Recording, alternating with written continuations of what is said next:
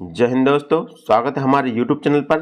दोस्तों, आज हम रेलवे के लिए प्रैक्टिस सेट लेकर आए हैं, जिसमें हमने सभी संभावित प्रश्नों को लिया है जो आपकी परीक्षा के लिए अति महत्वपूर्ण होंगे। चलिए तो हम स्टार्ट करते हैं। हमारा पहला क्वेश्चन है, वर्ष 1905 के बंगाल विभाजन के समय वायसराय कौन था? तो आपको बताना है कि वर्ष 1905 के बंगाल विभाजन के समय वायसराय कौन था। इसके ऑप्शन है Lord Curzon, Lord Dufferin, Lord Hardinge या लॉर्ड मिंटो।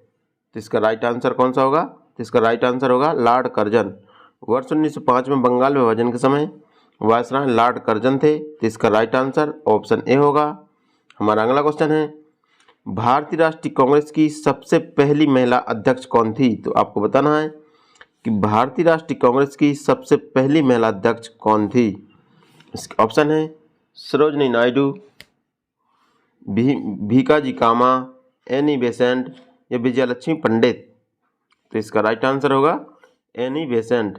भारतीय राष्ट्रीय कांग्रेस की पहली महिला अध्यक्ष एनी बेसेंट थी। वह 1917 ईस्वी में अध्यक्ष बनी थी। 1917 ईस्वी में अध्यक्ष बनी थी। तो इसका राइट आंसर ऑप्शन सी होगा। हमारा अगला क्वेश्चन है, महात्मा गांधी ने सत्याग्रह क्रिया विधि सबसे पहले कहाँ शुरू की? तो आपको बताना है कि महात्मा गांधी ने सत्याग्रह की प्रक्रिया सबसे पहले कहाँ शुरू की थी। इसके ऑप्शन है दांडी, चंपारण, खेड़ा या अहमदाबाद। इसका राइट आंसर होगा चंपारण में किसान आंदोलन किया था महात्मा गांधी ने सबसे पहले, जो नील की खेती के विरुद्ध था। तो इन्होंने 1917 ईस्वी में चंपारण में किसान सत्याग्रह किया था। इसका राइट आंसर ऑप्शन बी होगा। हमारा अगला क्वेश्चन है, राज्यसभा के सदस्य चुने जाते हैं। दोस्तों, यहाँ पर राज्यसभा होगा, राज्यसभा के सदस्य चुने जाते हैं। इसका ऑप्शन है 4 वर्ष के लिए, 5 वर्ष के लिए, 6 वर्ष के लिए या आजीवन। तो इसका राइट आंसर होगा 6 वर्ष के लिए। राज्यसभा के सदस्य जो 6 वर्ष के लिए चुने जाते हैं। तो इसका राइट आंसर ऑप्शन सी होगा। हमारा अगला क्वेश्चन है, लोकसभा में अधिकतम सदस्य संख्या कितनी होती है? तो आपको बताना है कि लोकसभा में अधिकतम सदस्य संख्या कितनी होती है। इसके ऑप्शन है 543, 545, 547 या 552। तो इसका राइट आंसर होगा 552। लोकसभा में अधिकतम सदस्य संख्या 552 होती है। तो इसका राइट आंसर ऑप्शन डी होगा। हमारा अगला क्वेश्चन है, प्रधानमंत्री की नियुक्ति कौन करता है? तो आपको बताना है कि प्रधानमंत्री की नियुक्ति कौन करता है।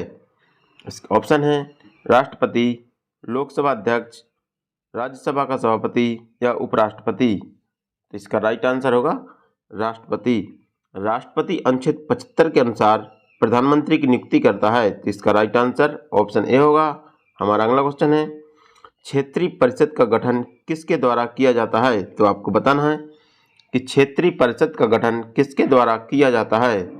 इसके ऑप्शन है राष्ट्रपति, लोकसभा अध्यक्ष, गृह मंत्री या उपराष्ट्रपति। तो इसका राइट आंसर होगा राष्ट्रपति। क्षेत्रीय परिषद का गठन राष्ट्रपति के द्वारा किया जाता है। तो इसका राइट आंसर ऑप्शन ए होगा। हमारा अगला क्वेश्चन है, वित्त आयोग के अध्यक्ष की नियुक्ति कौन करता है? तो आपको बताना है कि वित्त आयोग के अध्यक्ष की नियुक्ति कौन करता है या किसके द्वारा की जाती है। इसका ऑप्शन है राष्ट्रपति, प्रधानमंत्री, गृह मंत्री या संसद। तो इसका राइट आंसर होगा राष्ट्रपति। वित्त आयोग के अध्यक्ष की नियुक्ति राष्ट्रपति के द्वारा की जाती है। तो इसका राइट आंसर ऑप्शन ए होगा। हमारा अगला क्वेश्चन है, टकला मकान मरुस्थल किस देश में है? तो आपको बताना है कि टकला मकान मरुस्थल है जो किस देश में है। इसके ऑप्शन है कजाकिस्तान, तुर्कमेनिस्तान, उज्बेकिस्तान या चीन। इसका राइट आंसर होगा चीन। जो टकला मकान का मरुस्थल है वो चीन में स्थित है। तो इसका राइट आंसर ऑप्शन डी होगा। हमारा अगला क्वेश्चन है, विश्व की सबसे व्यस्त व्यापारिक नदी है? तो आपको बताना है कि विश्व की सबसे व्यापारिक नदी कौन सी है। इसके ऑप्शन है नील, मिसिसिपी नदी, राइन नदी या रोम नदी। तो इसका राइट आंसर होगा राइन नदी। विश्व की सबसे व्यापारिक व्यस्त नदी है जो राइन नदी है। तो इसका राइट आंसर ऑप्शन सी होगा। हमारा अगला क्वेश्चन है, कौन सी नदी विषुवत रेखा को 2 बार काटती है? तो आपको बताना है कि कौन सी नदी है जो विषुवत रेखा को 2 बार काटती है। इसके ऑप्शन है नील, जायरे नदी, राइन नदी या रोम नदी? तो इसका राइट आंसर होगा जायरे नदी। जो जायरे नदी है जो विषुवत रेखा को 2 बार काटती है, तो इसका राइट आंसर ऑप्शन बी होगा। हमारा अगला क्वेश्चन है, कौन सी नदी मकर रेखा को 2 बार काटती है? तो आपको बताना है कि कौन सी नदी है जो मकर रेखा को 2 बार काटती है। इसका ऑप्शन है बाला नदी, लिम्पोपो नदी, राइन नदी या जैम्बेजी नदी? तो इसका राइट आंसर होगा लिम्पोपो नदी। लिम्पोपो नदी है जो मकर रेखा को 2 बार काटती है, तो इसका राइट आंसर ऑप्शन बी होगा। हमारा अगला क्वेश्चन है, आसवन बांध कहाँ पर स्थित है? तो आपको बताना है जो आसवन बांध है वो कहाँ पर स्थित है।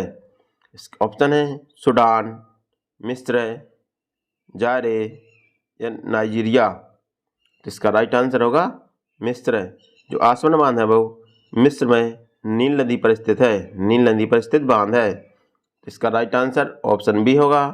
हमारा अगला क्वेश्चन है, कौन सा शहर दजला और फरात नदियों के मध्य स्थित है? तो आपको बताना है कि कौन सा शहर है जो दजला और फरात नदियों के मध्य स्थित है। तो इसके ऑप्शन है काहिरा, खार्तुम, बगदाद या बसरा? इसका राइट आंसर होगा बगदाद। बगदाद है जो दजला और फरात नदियों के मध्य स्थित है, तो इसका राइट आंसर ऑप्शन सी होगा। हमारा अगला क्वेश्चन है, नेताजी सुभाष चंद्र अंतर्राष्ट्रीय हवाई अड्डा स्थित है? तो आपको बताना है कि नेताजी सुभाष चंद्र अंतर्राष्ट्रीय हवाई अड्डा कहाँ स्थित है। इसके ऑप्शन है मुंबई, कोलकाता, दिल्ली या पटियाला? तो इसका राइट आंसर होगा कोलकाता। नेताजी सुभाष चंद्र अंतर्राष्ट्रीय हवाई अड्डा है जो कोलकाता में स्थित है, तो इसका राइट आंसर ऑप्शन बी होगा।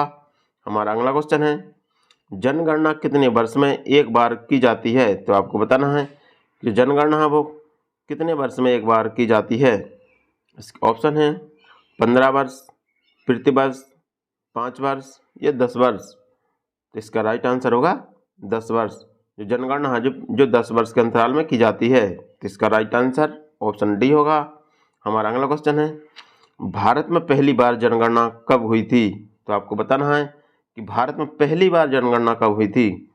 इसके ऑप्शन है 1861, 1872, 1881 या 1882? तो इसका राइट आंसर होगा 1872 ईस्वी में। भारत में पहली बार जनगणना है जो 1872 ईस्वी में लॉर्ड मायो के समय में हुई थी। लॉर्ड मायो के समय में हुई थी।